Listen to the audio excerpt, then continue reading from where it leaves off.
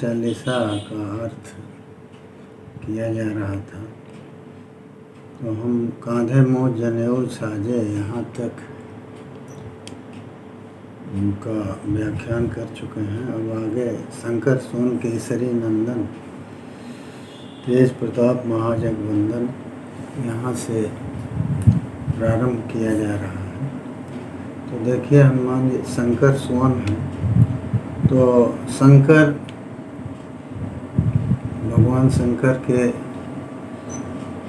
पुत्र हैं, उनके बीज से उत्पन्न हैं ये कहिए, अथवा वो शंकर रूप से सुवन है। सुवन शब्द जो है वो विश्व के प्रसूति के कारण को, विश्व को उत्पन्न करने वाले को कहता है। तो शंकर भी हैं और सुवन भी हैं। शंकर हैं माने हनुमान जी के रूप में स्वयं भगवान शंकर उत्पन्न हुए हैं, ये भी कहेंगे। और वो सुवन है माने विश्व को उत्पन्न करने वाले भी हैं। तो स्वयं विश्व की उत्पत्ति करने वाले जो हैं वो हनुमान जी के रूप में उत्पन्न हुए हैं, और उनकी वो उत्पत्ति जो है सुख, सम शब्द सुख को अथवा समीचीन को कहेगा, तो वो सुख को करने वाले हैं। संकरोति इति शंकर, ये शंकर शब्द की व्युत्पत्ति है। जो सम्मन सुख को उत्पन्न करे, सुख को दे, वो शंकर है।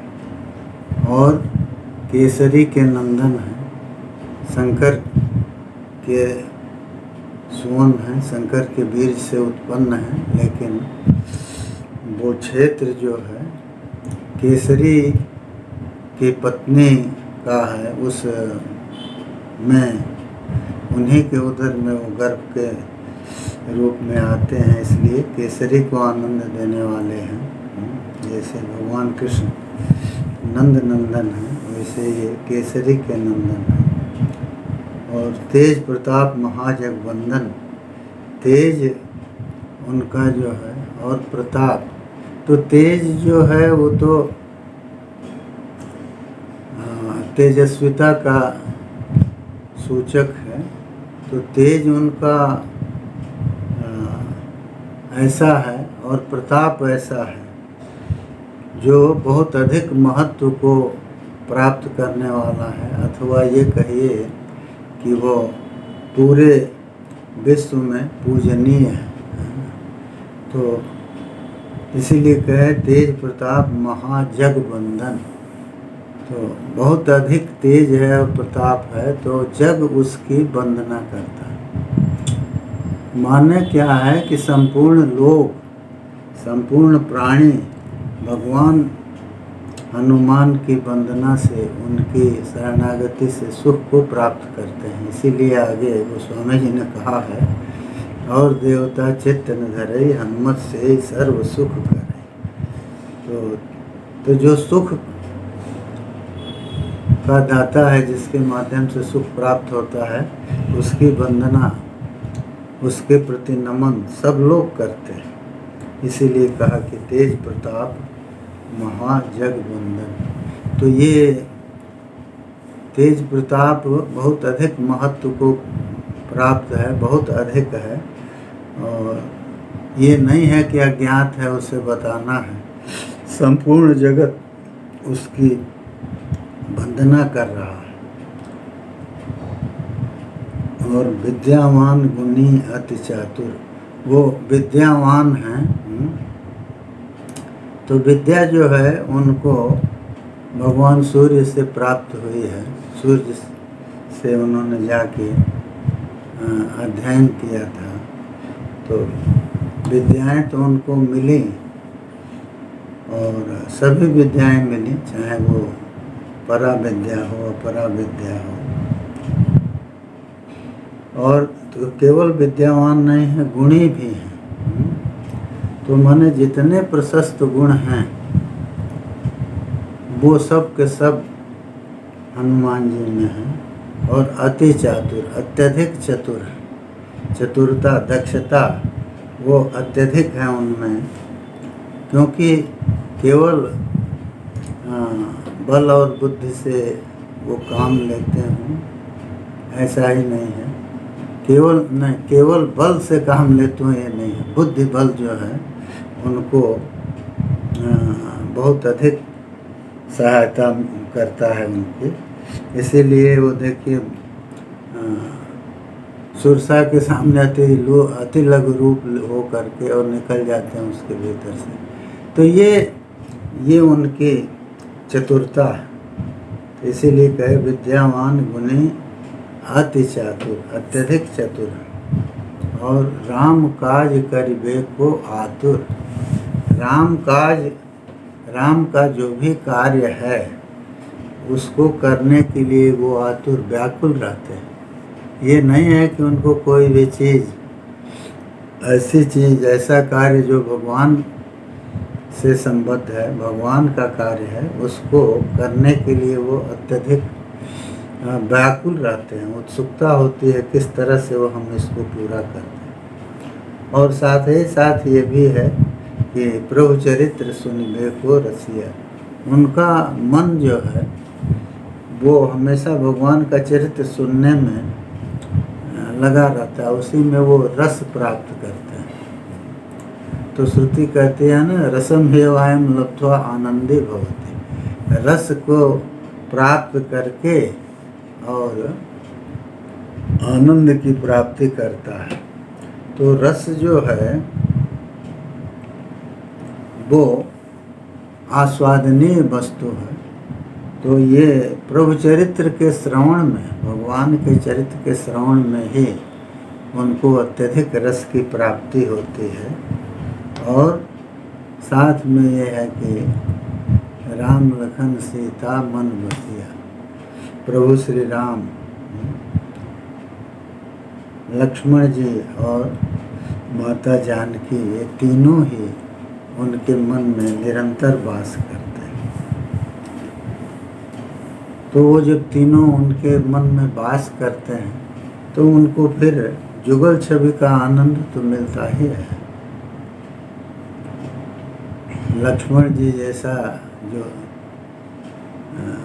अनन्य सेवक हैं भगवान के, तो उनके भी स्वरूप बुद्ध का दर्शन प्राप्त कर वो आनंदित होते रहते हैं। इन तीनों का वास है भगवान हनुमान जी के अंतःकरण में। तो तीनों का वास है, तीनों रहते हैं। तो तीनों का जब वो निवास स्थान है तो फिर उनका स्मरण करके और उनको अन्य वृत्तियों को हटा करके बुलाने की ज़रूरत नहीं है। वो तो निरंतर वहाँ वास कर रहे हैं। तो उसका मतलब यह है कि हनुमान जी जब भी अंतर्मुख होते हैं उनको अपने भीतर भगवान श्री राम और माता जानकी तथा लक्ष्मण जी का दर्शन होता है। इसीलिए कहे राम लखन सीता मन बसिया। अब वो भगवान का कार्य करने में आतुर रहते हैं और उस आतुरता में भी अपनी चतुरता को नहीं भूलते। वो चतुराई तो हर जगह करते हैं, कार्य की सिद्धि के अनुकूल, जिससे कार्य हो। तो भगवती जानकी का दर्शन लंका में प्राप्त करने के पूर्व तक वो बहुत अपने को छिपाते हुए जाते हैं। तो इसीलिए कहते हैं सूक्ष्म रूप धरि सियहि दिखाओ। सूक्ष्म रूप धारण करके उन्होंने भगवती जानकी को दिखाया। तो माने अपना स्वरूप अति लघु रूप जो है वो माता जानकी के सामने प्रकट करते हैं। तो इसीलिए उनको शंका होती है। तो वो कहते हैं कि हनुमान सभी कपि जो हैं वो तुम्हारे ही तरह हैं। कहते हैं ना कि ये राक्षस तो बहुत बलवान है। तो फिर उन्होंने उनके विश्वास के लिए अपना स्वरूप दिखाया है। लेकिन पहले सूक्ष्म रूप धारण करके वो माता जानकी के सामने जाते हैं लेकिन वो सूक्ष्म रूप लंका को जब जला रहे हैं तो उस स्वरूप की संज्ञा ये दे दिए। तुलसीदास जी कहते हैं विकट रूप धरि लंक जरा हो, विकट रूप धारण करके और वो लंका को जला रहे हैं। तो विकट रूप क्या है, आगे भीम रूप भी कहते हैं। तो विकट रूप जो है वो जो विरुद्ध रूप में कटे वर्षा वर्णयो धातु है, तो विरुद्ध कटः मने आवरणम, विरुद्ध दिशाओं में चारों ओर जिसका आवरण है ऐसा वो विकट रूप है। तो चारों ओर आवरण है, इसका मतलब क्या है, इतनी गति की तीव्रता है उस स्वरूप में कि वो कोई निश्चित नहीं कर पाता कि वो अभी यहाँ है फिर विरुद्ध दिशा में चले गए। तो माने विरुद्ध दिशाओं में गतिमान वो स्वरूप है। वो कब किस दिशा को, किस स्थान को आवृत कर लेते हैं, माने किस दिशा में किस स्थान पर वो कब चले जाते हैं, ये देखने के या अनुमान के बस का नहीं है। हम ये नहीं कह सकते कि इस स्थान से वहाँ वो किस रूप में गए, इतने कम समय में कैसे गए। तो विरुद्ध गतिमान वो स्वरूप है वो कहीं भी, तो इसीलिए वो विकट रूप है। विरुद्ध गति वाला कहे अथवा विरुद्ध स्थानों को का आवरण करने वाला है, विरुद्ध स्थानों में अग्नि की वृष्टि करने वाला है। वो चारों ओर मानो अग्नि को व्याप्त कर दे रहे हैं। इसीलिए कहा कि विकट रूप धरि लंक जरा हुआ, क्योंकि उतने कम समय में अब पूरी लंका को जला देना। गोस्वामी जी ने लिखा ना कि उलट पुलट लंका कभी जारी कूद परे पुन सिंधु मझारी। तो उलट पुलट के लंका को उन्होंने जला दिया। तो ये विकट रूप का फल है, जिससे उन्होंने विरुद्ध दिशाओं को, विरुद्ध स्थानों को व्याप्त करते हुए और बहुत कम समय में लंका को जला दिया। और भीम रूप धरि असुर संहारे, लेकिन असुरों के संहार में उन्होंने भीम भयंकर रूप दिए, धारण किया। तो विभेद तस्मादिति भीम, जिससे लोग डरें, वो भीम रूप है, भयंकर रूप है। तो मतलब यह है कि असुरों के संहार में उन्होंने भीम रूप लिया। तो भीम रूप से क्या हुआ, ये नहीं है कि सबको उनको मारना ही पड़ा है, बहुत लोग तो भय से ही मर गए।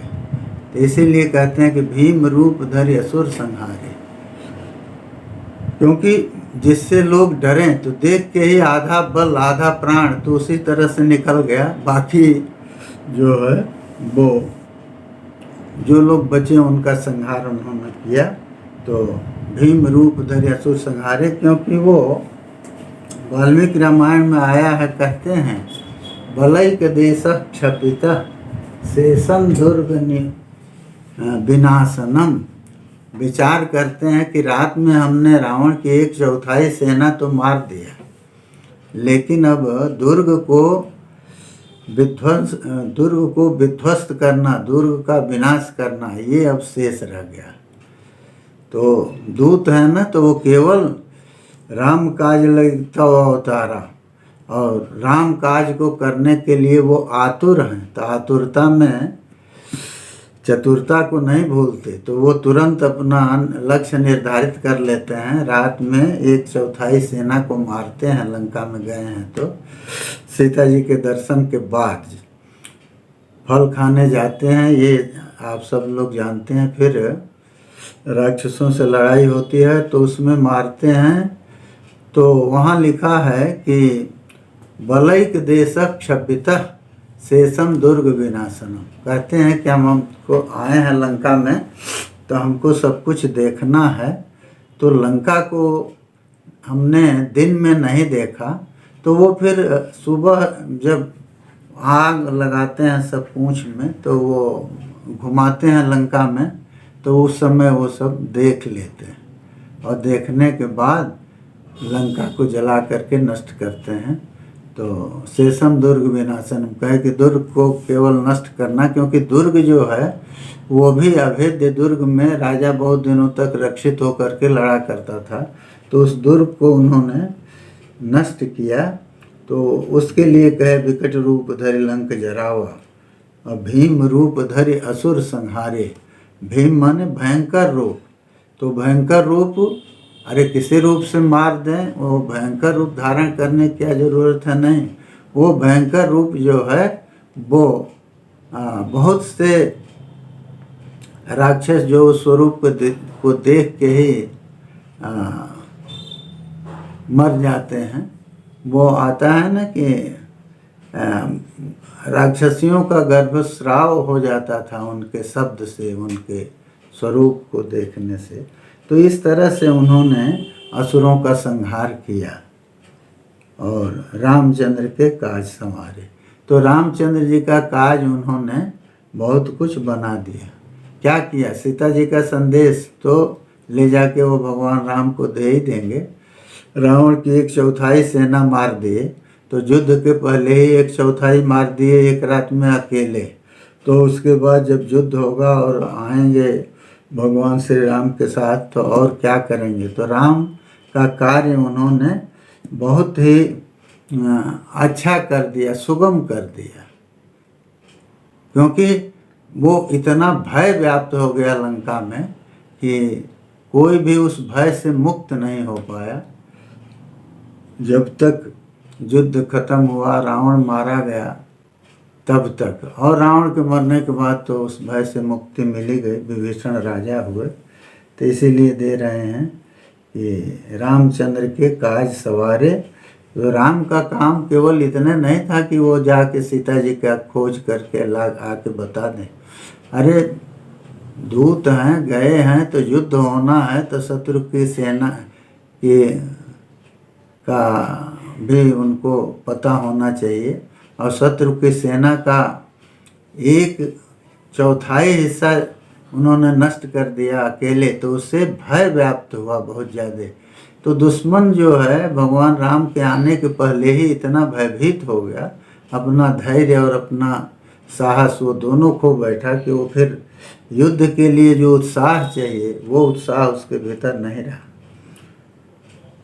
तब लाए सजीवन लखन जी आए। कहे कि जब भी राम का काज उन्होंने किया, तो वो कार्य चाहे जो भी हो, उसकी कोई महत्ता उनके लिए नहीं है, उनके लिए कोई वो दुष्कर नहीं है काम, चाहे जो हो।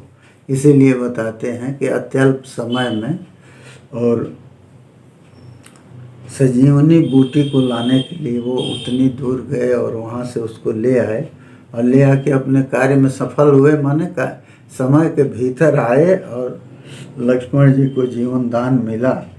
और उस समय कहते हैं कि भगवान श्री राम उनको प्रसन्नता से अपने गले में, अपने हृदय में लगा लेते। हनुमान जी जब वो लेके गए हैं, वो ये संदेश लेके गए हैं माता जानकी का समाचार लेकर के, तो वहाँ आता है कि भगवान ने उनको गले लगाया है और कहा कि ये सर्वस्व भूतों में परिस्वंगो हनुमत। ये हमारा सर्वस्व भूत है परिस्वंग। सर्वस्व भूत माने जो कुछ हमारे पास है, जो कुछ भी मैं दे सकता हूँ अपने प्रियजनों को, अपने भक्तों को, उसमें ये सर्वश्रेष्ठ वस्तु है हमारा परिस्वंग। हमारे द्वारा अपने भक्त को, अपने सेवक को गले से लगा लेना। तो उन्होंने अत्यंत हर्षपूर्वक हनुमान जी को गले से लगाया। तो यही कहते हैं श्री रघुवीर हरषि उर लाए, और रघुपति की ने बहुत बड़ाई, तुम प्रिय भरत सम भाई। भगवान राम ने कहा कि तुम हमारे भरत के समान प्रिय भाई। देखिए, लक्ष्मण जी वही हैं, लक्ष्मण जी सारा सब कुछ त्याग किए, लेकिन भगवान राम यही कहते हैं कि तुम हमारे भारत के समान प्रिय भाई हो। क्योंकि वहाँ आया है वाल्मीकि रामायण में कि जब भगवान राम लंका में जाकर के और विभीषण के साथ पहाड़ी पर से देख रहे थे लंका की रचना को, तो उस समय सुग्रीव जो है रावण को जब देखे हैं महल में विहार करते, तो वो कूद के उसके पास चले गए और वहाँ जाके उसको एक झापड़ मारे। तो रावण तलमला गया, लेकिन बलि तो था ही, सुग्रीव को फिर लेके अपनी कांख में दबा लिया। मौका पाए तो उससे छूट के वो आए हैं जब, तो भगवान राम ने उस समय कहा है, न सर्वे भ्रातरस्तात भवन्ति भरतोपम। भरत जी का ही नाम लेते कहते हैं कि हे तात, हे सुग्रीव, सभी भाई भरत के समान नहीं होते, और मत विधा व पितु पुत्रा, और कहे तुम हमारी तरह पिता के पुत्र नहीं होते, और सुहृदो व भवत विधा, और आपके समान मित्र नहीं होते। तो ये देखिए, भाई में भरत को वो गिनाए, पुत्र जो है पुत्रों में अपने को बताए, और फिर मित्र कैसा हो तो कहे कि आपके समान मित्र नहीं होते। तो इसीलिए कह रहे हैं कि उन्होंने हनुमान जी से कहा कि तुम भरत के समान हमारे प्रिय भाई हो। सहस बदन तुम्हारो जस गाँवें, अस कह श्रीपति कंठ लगावें। कहते हैं कि सहस्र बदन से, सहस बदन क्या है, सहस्रों मुख से, अगर ये कहें कि सहस बदन जो हैं वो शेष नाग हैं, तो आगे नारद सारद सहित अहिसा में वो शेष के द्वारा हनुमान जी की स्तुति होती है, इसका वर्णन वो आगे करेंगे। तो इसलिए वो कहते हैं कि सहस्रों बदन माने असंख्य मुख जो है तुम्हारे जस का गान करते हैं। तो असंख्य मुख, तो जब असंख्य लोग उनके जस को, उनकी कीर्ति को जानते हैं, उनकी कीर्ति जो है वो ऐसी है जो चारों ओर व्याप्त है, तभी तो कहते हैं चारों जुग प्रताप तुम्हारा। तो चारों ओर जब व्याप्त है तो हजारों मुख, ये सहस्र शब्द जो है ना वो गिनती परक नहीं होता प्राय, माने कि सहस्र संख्या, सहस्र जो है असंख्य कहिए, अगणित कहिए, तो अगणित मुख जो हैं वो तुम्हारे जस का गान कर रहे हैं। और असकय श्रीपति कंठ लगावें, ऐसा कह करके श्रीपति जो हैं वो आपको अपने कंठ से, अपने गले से लगाते हैं। तो सहस्रवदन एक वो जो भगवान का अवतार है, भागवत में जो वर्णन आया है ना कि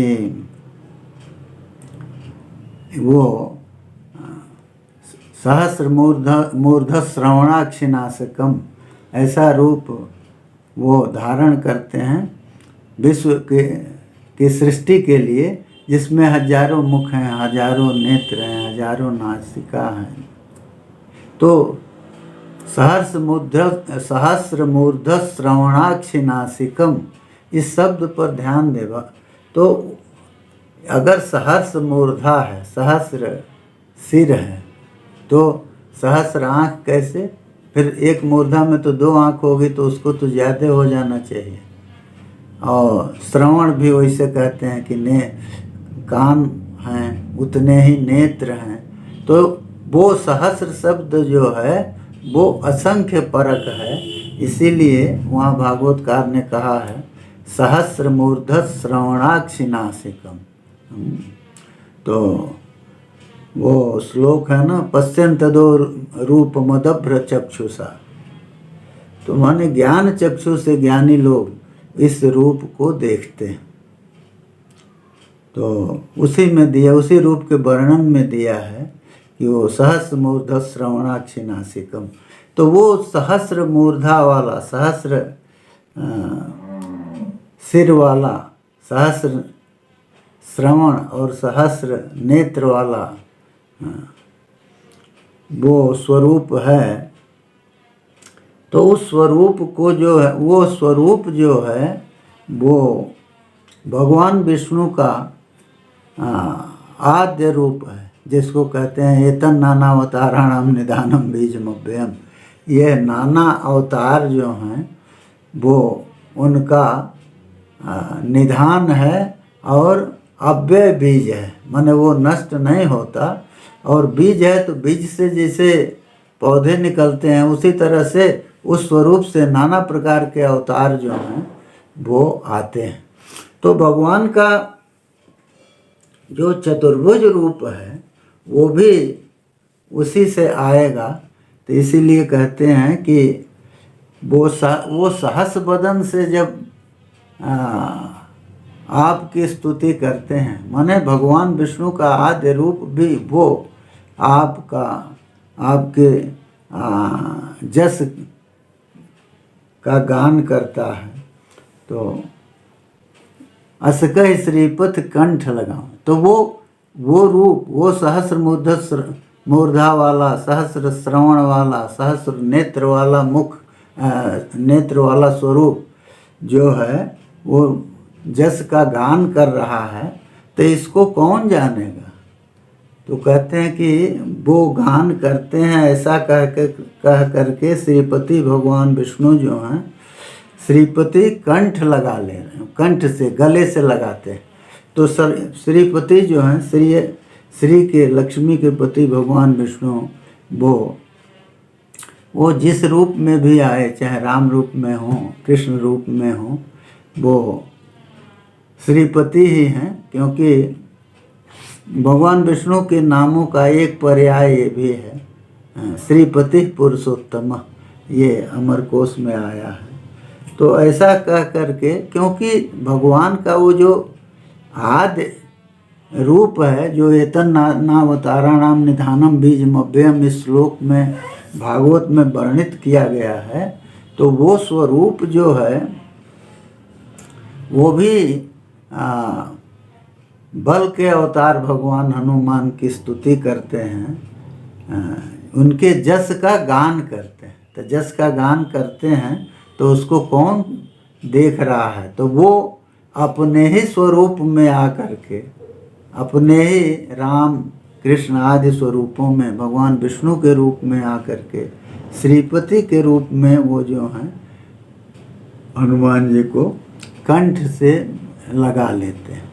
तो ये उनके जसोगान की उत्तमता बता रहे हैं कि वो भगवान भी उनके जस का गान करते हैं। और लोगों की तो बात छोड़ दीजिए, तो सनक सनंदन सनातन आदि जो मुनि हैं और ब्रह्मा आदि जो देवगण हैं और मुनि, श्रेष्ठ जो मुनिवर हैं, चाहे वो नारद हो, चाहे शारदा सरस्वती हो, इन सब के साथ अहिस जो शेष भगवान हैं वो भी आपके जस का गान करते हैं। क्योंकि शेषनाग जो हैं, वो शेषनाग लिखा है भागवत में कि वो भगवान के जस का गान हमेशा करते रहते हैं। तो कहते हैं कि अहिस जो शेष हैं, अहि सर्प को कहते हैं, उनके ईश जो हैं शेष भगवान हो गए। तो वो भी इतने लोगों के साथ, केवल श्रीपति तो कंठ में लगाते हैं उनके, लेकिन हनुमान जी को कंठ से लगाते हैं, लेकिन सनक सनंदन सनातन आदि ऋषि, ब्रह्मा और श्रेष्ठ मुनिवर, नारद, शारदा जो सरस्वती है, और अहिस जो शेष भगवान हैं, तो वो भी जो हैं आपका गुणगान करते हैं। अब जब ये सब लोग उनका गुणगान कर रहे हैं तो जम कुबेर आदि दिक्पाल जो हैं वो करते हैं, इसमें क्या आश्चर्य की बात है। तो ये कहते हैं जम कुबेर दिक्पाल जहाँ ते और कवि को विद कह सक कहाँ ते।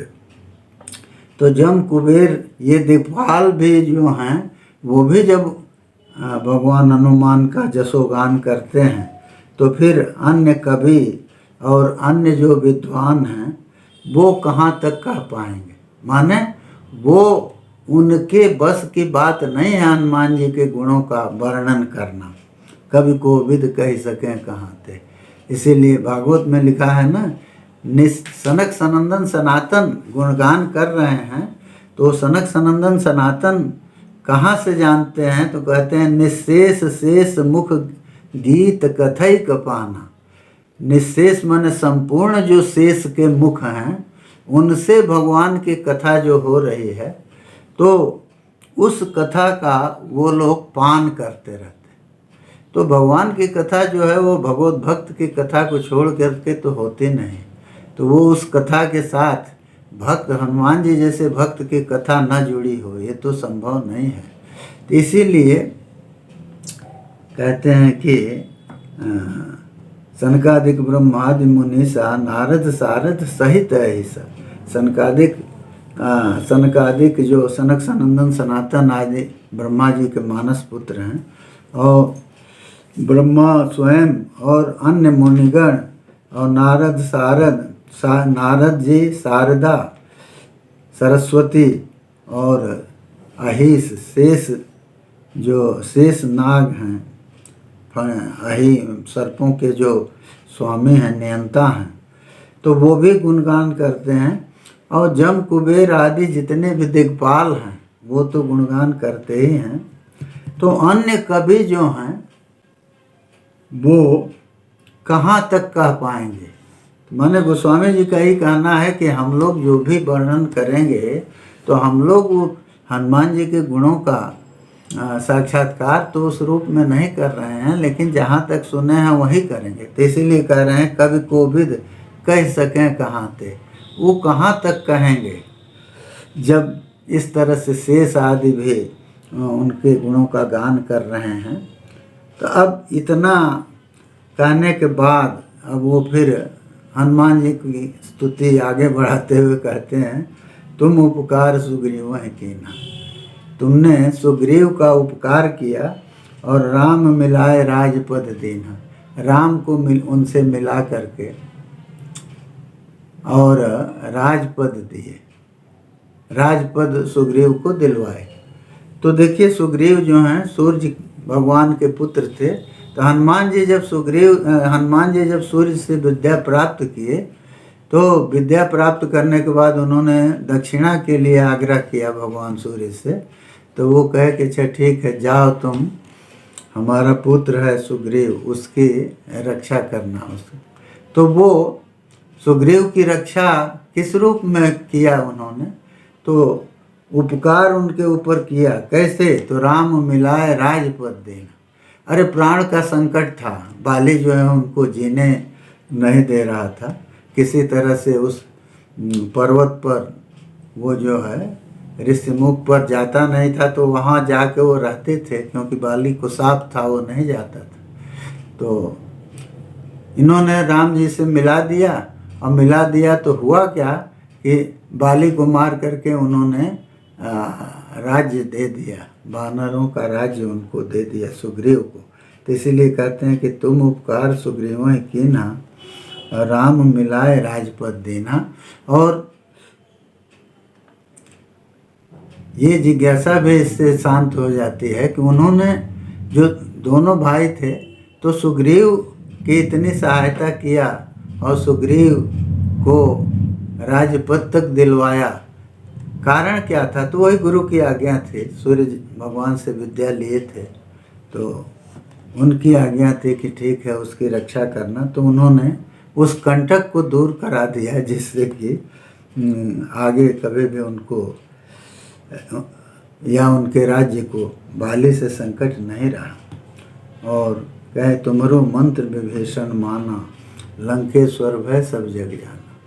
तो तुम्हारे मंत्र को, तो मंत्र माने तुम्हारी राय को, तो विभीषण ने मान लिया। तो विभीषण ने मान लिया तो कैसे माना? तो कहते हैं ना, हनुमान जी गए हैं तो विभीषण उनसे कहते हैं, सुनो पवन सुत रहन हमारे, जिम दशनन मह जीव विचारी। तो कहे कि हमारी रहने तो यही है जैसे दांतों के बीच में जीभ रहती है, तो उसी तरह से हम विचार पूर्वक किसी तरह से इस लंका में निवास कर रहे हैं। तो वहाँ दिया है ना कि राम नाम ते सुमिरन कीन्हा, क्या है, तुरत पवन सुत सज्जन चीन्हा, या क्या है, सुनत पवन सुत सज्जन की चीन्हा। तो माने उन्होंने, हनुमान जी ने वो राम नाम का स्मरण करने से उनको समझ लिया कि ये सज्जन हैं।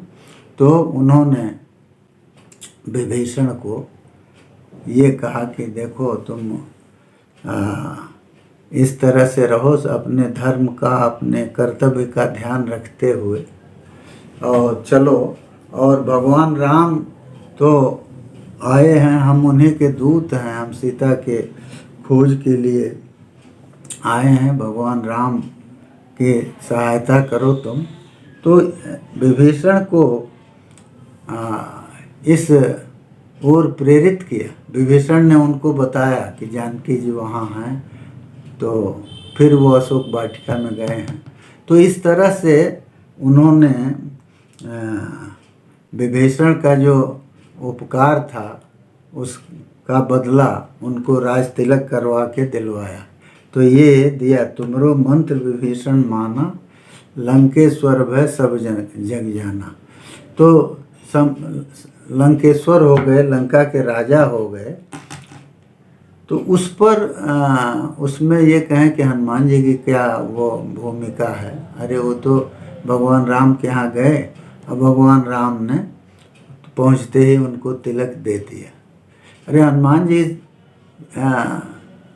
जो हैं उनको जिस तरह से इन्होंने सहायता किया था, अब ये सोचिए कि लंका में गए हैं तो उन्होंने जो भी सहायता किया, उनसे भेंट हुई, उन्होंने बताया, तो उससे उनको जाने में सहायता मिली। तो इसलिए उन्होंने विभीषण, ये बात तो वो जाके भगवान राम को सुनाए होंगे, क्योंकि देखिए ये सारी कथा तो है, लेकिन एक चीज़ हमेशा याद रखना चाहिए, चारों दिशाओं में बंदर गए तो, लेकिन अंगूठी जो है हनुमान जी को ही दी गई। इसका मतलब क्या है? तो मैंने हनुमान ही पहुँचेंगे, तो भगवान राम तो जान रहे हैं, लेकिन वो हर चीज़ को अत्यधिक व्यक्त न करके और उसको जो है कुछ गुप्त और कुछ प्रकट करते हुए इस लीला का निर्वाह कर रहे हैं। तो सभी बंदर सभी दिशाओं में भेजे गए। दक्षिण की दिशा में पूरा दल गया, अंगद भी थे, जामवंत थे, सब लोग गए, लेकिन अंगूठी भगवान ने स्वयं हनुमान जी को दिया। तो उस अंगूठी से सीता जी को ये विश्वास हुआ कि ये भगवान राम के पास से आए हैं। तो इसीलिए कह रहे हैं कि हाँ, तो ये जो है, ये हनुमान जी के शक्ति पर उनको भरोसा था, उनकी बुद्धि पर भरोसा था भगवान राम।